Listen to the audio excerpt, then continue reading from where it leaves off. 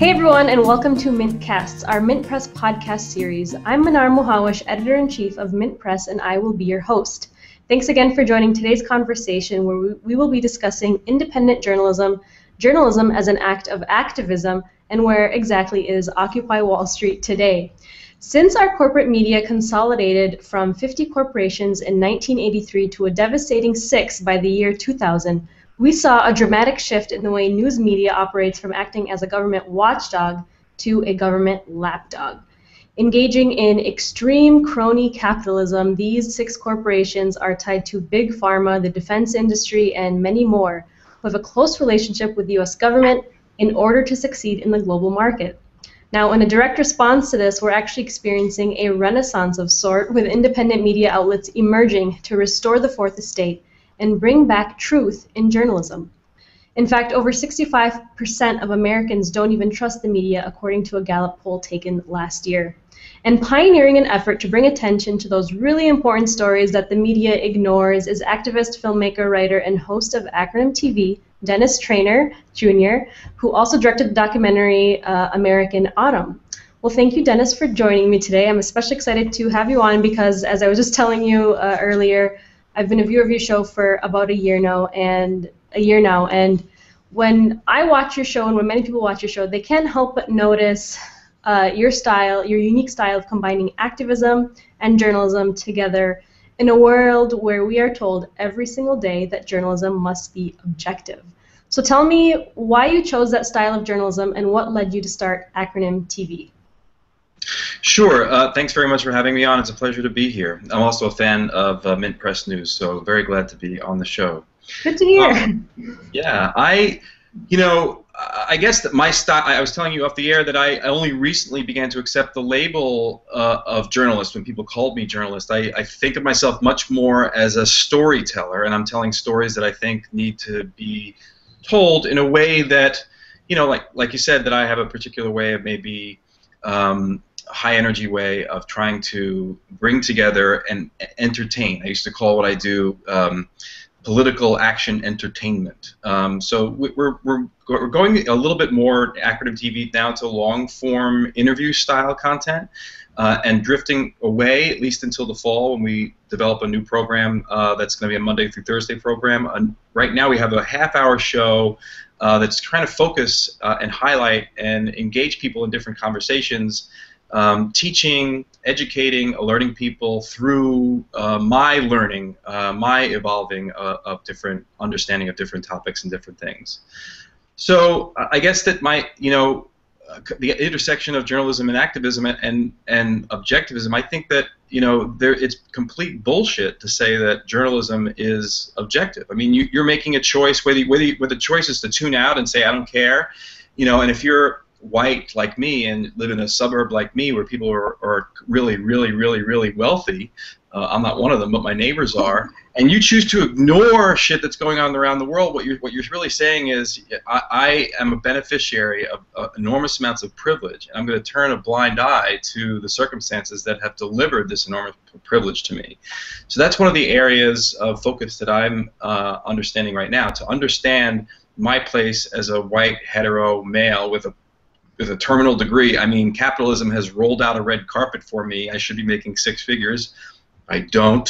But so that's one of the areas of focus for me. Saying, look, let me check my privilege. Let me see what I can learn here, and through that learning, how can we engage people to create a different world that we want to live in? So for a long time, and I think that most activism and sometimes maybe journalism and maybe even art, and I've done some of those things a little bit in the past, all come from a place of anger or rage. And that's a good start, but it's not enough to throw rocks or to, verbally or literally.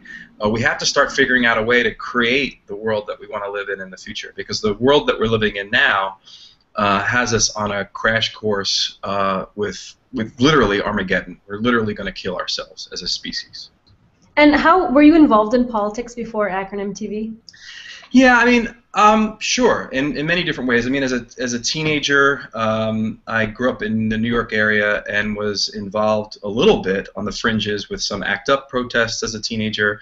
But then, like a lot of people, I think, my journey went from I went to college. I was an actor in New York, and then I had children, and then I took a teaching job, and politics were always part of my awareness, but I mean, something biological kicked in, and I put blinders on, I put my head down, and figured out how can I pay the bills, how can I support my family, how can I be a good father to these children. Take the safe route, right? Yeah, absolutely.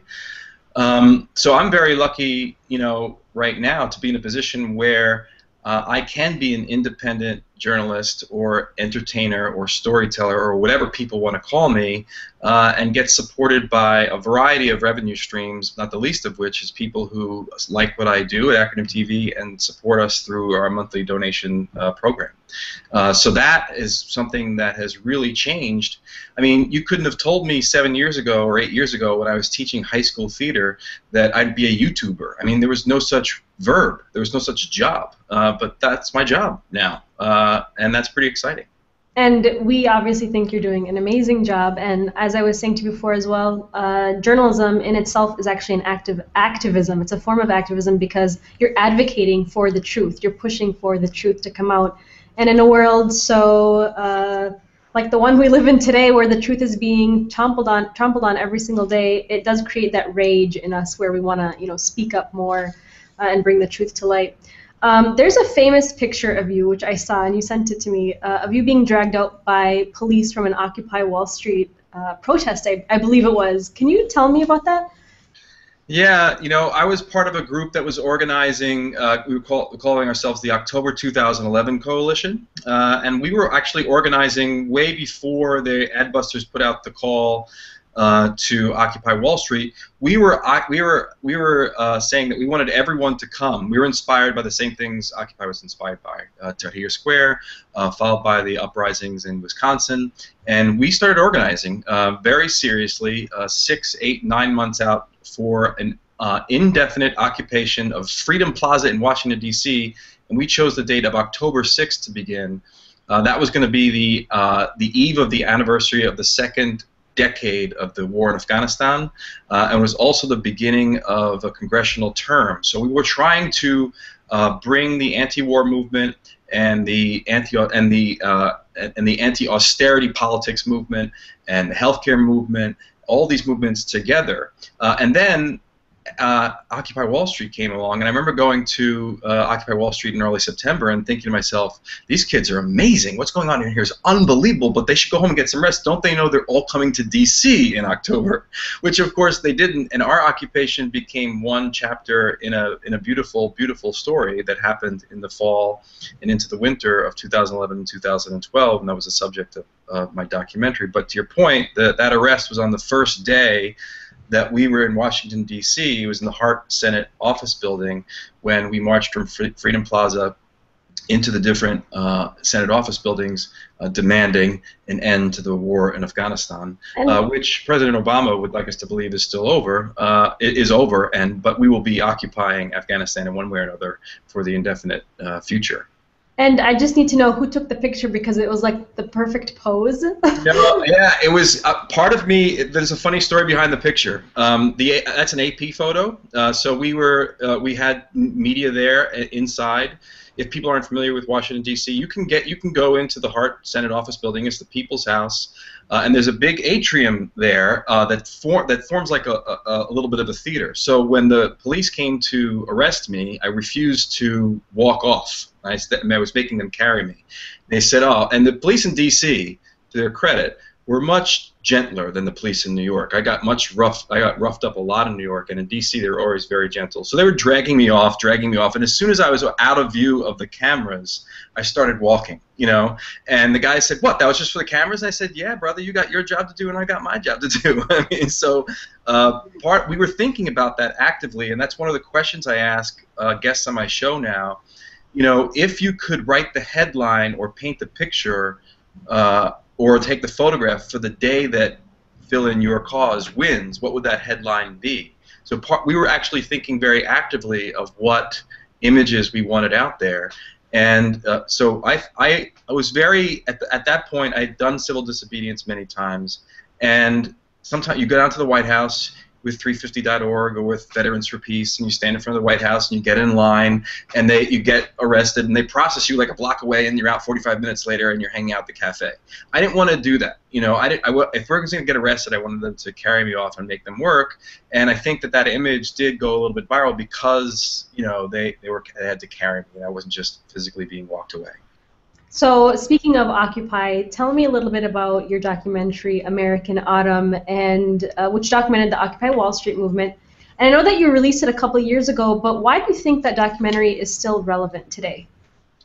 Well, I think that it's relevant today because it reminds us that for a moment there was real power. And it's, you know, reading Nathan Schneider's book recently, Thank You, Anarchy, and he has a passage in there that I'll paraphrase where he says, you know, we hate to say you had to be there, but in some and there was a lot of places, right? It wasn't just New York or D.C. It was all over the country. But in some senses, you did have to be there to experience. I mean, for example, Mayor Michael Bloomberg declared that he was going to evict the park early early or mid-October. This is around the 10th or 11th of October, and there were about 5,000 or 6,000 people at dawn in Zuccotti Park. And they were not there to watch, they were not there in support, they were not there to ring cowbells, they were there to say, if you're going to clear this park, you're going to have to arrest us all. And Mayor Mike Bloomberg, who erroneously had declared days earlier that he was in charge of the 7th largest army in the world, being the New York Police Department,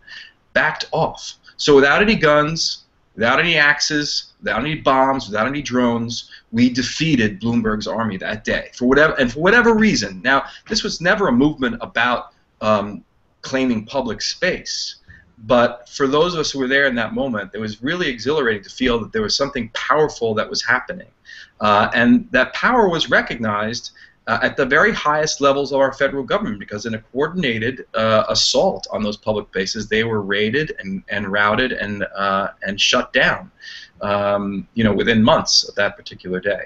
So I think it's relevant because it reminds us of a particular time in history. I think, you know, humbly, I think it does answer the question for people say, what does Occupy stand for? What do we want?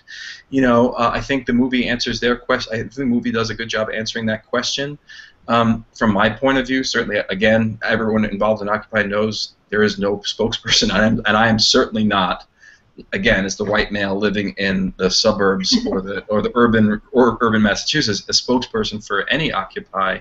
But I'm drawn to it. I have a big affinity for it, and I think anyone who's experienced it is never going to forget that particular moment in time and the power that we felt.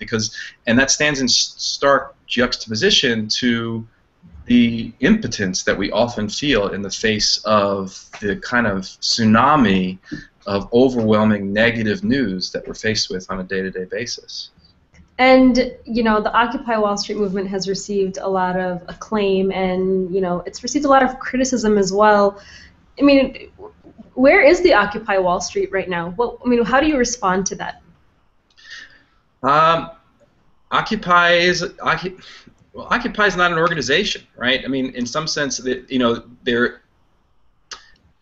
it's a great question, and it's a tough question to answer. Where is Occupy? Occupy is alive in a lot of different autonomous individuals and groups who have taken what they have learned and are self-organizing around a specific issue of their choice. And it'll be interesting to see when lightning strikes again, because it will strike again. You know, like that. You couldn't have.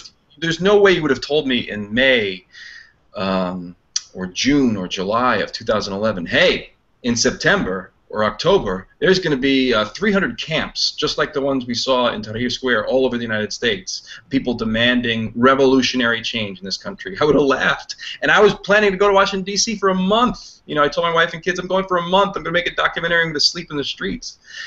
In my heart of hearts, I didn't believe that I was going to be there for a month. I thought this was never going to last. So Occupy, where is Occupy? I don't know. It's like taking a hammer to a ball of mercury, you know, and it's spread out all over the place, and somehow it's got to come back together.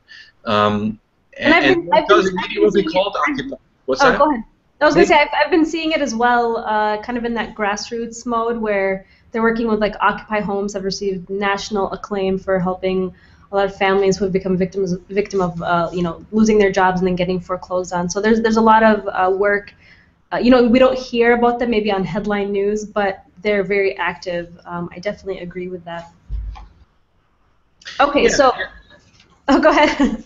No, I mean, you have to remember that the media did its best job to first ignore the encampments and then ridicule them, even when they were there. But it wasn't until a white girl got pepper sprayed by Anthony Bologna that the whole world was outraged and came in solidarity, and then the thing really grew. So what I take from Occupy when people say, "Oh, there's so few people engaged," the truth is, in the first 2 weeks of Occupy Wall Street, there were only on any given night at midnight 150 people, maybe, staying there, occupying public space.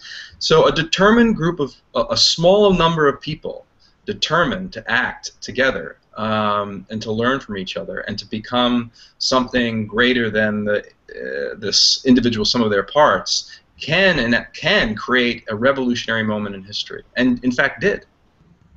And let's talk about the media coverage, because my next question for you is the phases that it actually covered Occupy. For a long time, it ignored Occupy Wall Street the Occupy Wall Street movement as if it didn't even exist. Mm-hmm. Why do you think that is? I think it's scary because I think it's standing against everything that the mainstream media is trying to uphold. One of the things that we talked about in Freedom Plaza was that the mainstream media is one of the pillars that's holding up this empire. So the United States empire, I've used this phrase before, our foreign policy, for example, is blowback-inducing homicidal bull in a cultural, religious, and geopolitical China shop. And one of the pillars that holds up that idea, that homicidal idea that we benefit from, is the mainstream media. So if they don't have to deal with us, they're going to ignore us. But then if we become something that they have to deal with, then they're going to take the narrative and they're going to say, "Oh, a rape happened in Central Park." Well, in Zuccotti Park. Well, sexual assaults did happen there. That is true. They were also taking prisoners released from Rikers Island and dropping them off at Zuccotti Park, telling them that they get 3 square meals a day, and not to diminish the importance and the horrific nature of a sexual assault, but you would never use the argument that we should close an apartment complex down because a sexual assault took place there, and that was the logic that the media was trying to say. This is too dangerous. They're not being policed. So. I don't know if that answers. No, it does, and something that I found really interesting at the time, and even until now, that when these protesters want to demonstrate and speak up, they're literally put in cages. I mean, these caged areas to demonstrate. Right. And that's part of our right to be able to demonstrate, but these demonstrators are literally like pushed to the side in a faraway area, caged up. Yeah, these free speech cages or these free speech zones. Yeah.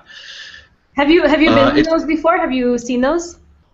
Yeah, well, I was at both the Republican National Convention and the Democratic National Convention, and the police state that sprung up around those 2 cities, just because Homeland Security has all this money to spend, and these cities that get the money have to spend this money.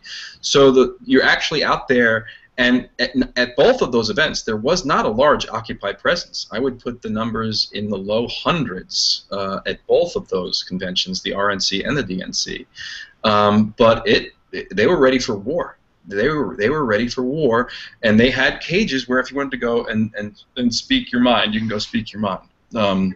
But the one thing that was exciting about Occupy is that the young people who were largely the movers and shakers and the organizers and the thinkers and the leaders behind it did not want to participate and use the same tactics as more established NGOs or more established protest groups who are willing to seek out a permit, for example, to hold a protest or hold a rally. These are people who are not going to give that kind of credit or legitimacy or power to the system over them. So let's talk more about journalism and your coverage at Acronym TV. You've done a lot of interviews, really extensive interviews, which I've enjoyed watching. And as I mentioned before, we're experiencing a renaissance of independent journalism organizations kind of blooming that we can see. How do you think coverage of the Iraq War, the Afghanistan War, and even our very near invasion of Syria last year has affected the trust in the media, and how are you trying to change that at Acronym TV? Well, I would point to Syria and say that online community and the education that independent journalists and media outlets were able to do was able to stall, in addition to John Kerry being such a stupid idiot and putting his foot in his mouth, right? But combined with that, was able to avoid a war in Syria. You know, I really believe that. So, I mean, my interest in covering that in a different way stems from my belief that we can no longer prop up or excuse the imperial nature of our U.S. foreign policy. We're willing to back or go and support murders or expand war and when it's going to suit our interests. There was an introduction to David Petraeus, who was speaking, I forget the event he was speaking at, but the woman who was introducing him said, you know, we want to thank you for doing all those things and fighting those wars for oil, which we need. And Petraeus, after that introduction, thanked the woman, didn't correct her. You know, so it's finally out in the open. We didn't have to lie or make up any reasons anymore. We didn't have to create any more false flags or you know, Gulf of Tonkin incidents. We're just saying, you know, our way of life is correct. It's an extension of the concept of manifest destiny that allowed us to perform genocide on the native populations here in this country, because we believe that our culture and our way of life was preordained by God, right? So there's still a touch of that. We have manifest destiny's child today, right? We still have a touch of that in our foreign policy. So for me, many times it feels like I'm throwing sand at the ocean. But there are times, again, when you do get to experience this power where what you're saying resonates in cross currents with other people saying, what work that other people are doing. And the internet is a fantastic platform for that, which is what makes this whole debate and struggle over maintaining net neutrality so crucial for independent outlets like yours and mine. Because if there's a fast lane and a slow lane created by the FCC, we could be dead in the water, and the whole idea of consolidating and maintaining the status quo and the pillar that holds up the empire would get that much stronger. And the FCC doesn't seem to be working in the interest public anymore, as we've been seeing as of the past. Well, I don't know how they would work in the public interest when the person who's the head of the FCC used to be the head lobbyist, you know, for that organization, you know, to loosen regulations there. So tell me, so this is my final question for you, Dennis. You know, what's next for Acronym TV? You've been doing what you've been doing for a couple of years now, but what's next? How are you taking it to the next level to change the face of journalism and news? Well, that's a great question, and I'm still a very small outfit. You know, my channel is affiliated with the Young Turks, so I have the benefit of using their studio. I'm on the East Coast, but once a month we go to the West Coast and we shoot these long-form interview projects.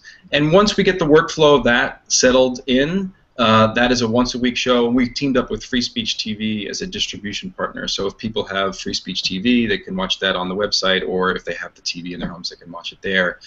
But then I'll return to, I guess, my roots, which is more editorial commentary, and we'll have a Monday to Thursday show that'll be short, 7 minutes, that might cover 3 to 4 topics in rapid fashion that people, I think that the niche or the small following that I've been able to create are much more used to. And then we'll use that half-hour format. You know, we're saying it's maybe if people know Bill Moyers, then maybe they can think of me as maybe a younger, more energetic, but maybe not quite as wise version of Bill Moyers. So we'll have content then every day.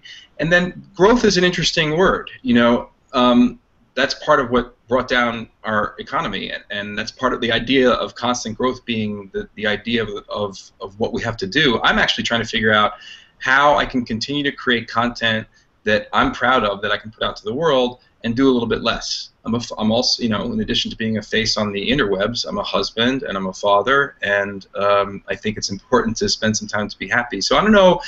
I don't know if it's in the cards for Acronym TV to explode like a Vice and try to take on a bunch of different reporters and fund a bunch of different projects, or if it's just about figuring out how much can I personally do in a given week, do it really, really well, serve the audience that wants to enjoy it, and stick in that groove for a while. And you always end your shows, or you start your shows with, "What do you stand for?"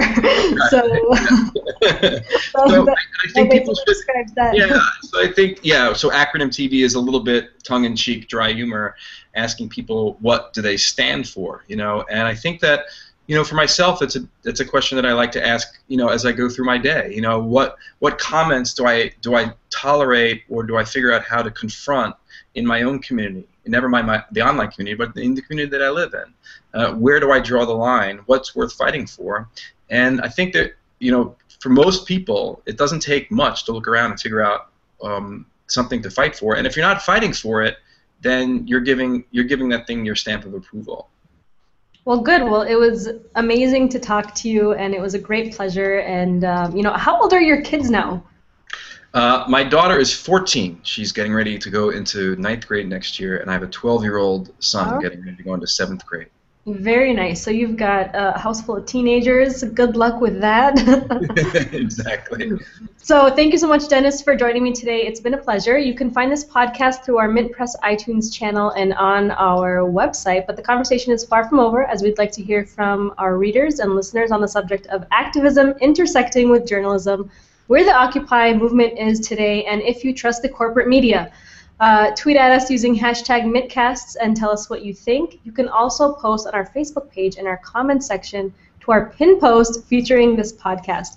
Thank you so much for listening.